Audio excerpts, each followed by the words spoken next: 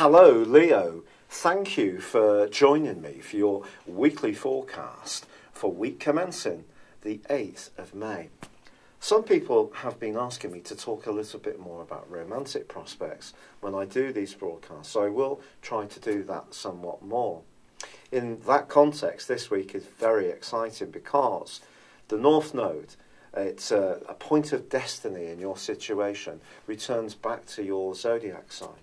It's going to be with you for 18 months, and this is very much about new beginnings in terms of your individuality.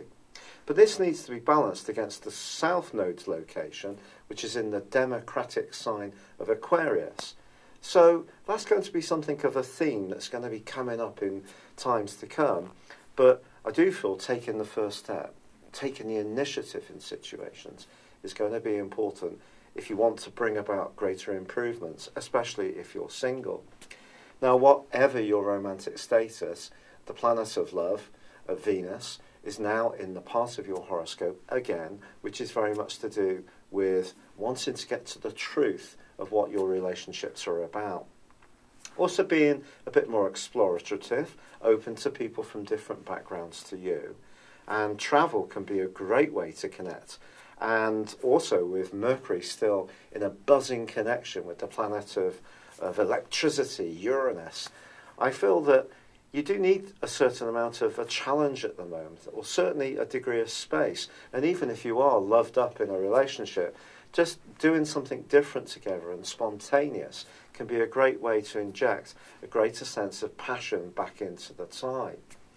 But the sun, the luminary in your situation, is in opposition with the other luminary, the moon, on Wednesday. So what does this mean? Well, this lunation is very much about balancing your home and work needs. The sun's in a part of your scope that's to do with ambitions, and your networking skills have been given a huge boost of late due to the role of Mars, which is a very go-getting planetary influence in the sign of Gemini.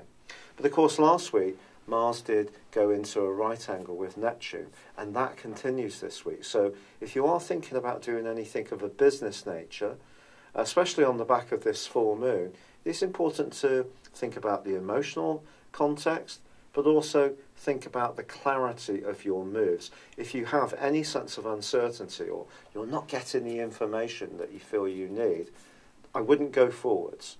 However, ironically, if you're very clear about what the situation is, the angle between Mars and Jupiter is very, very wonderful.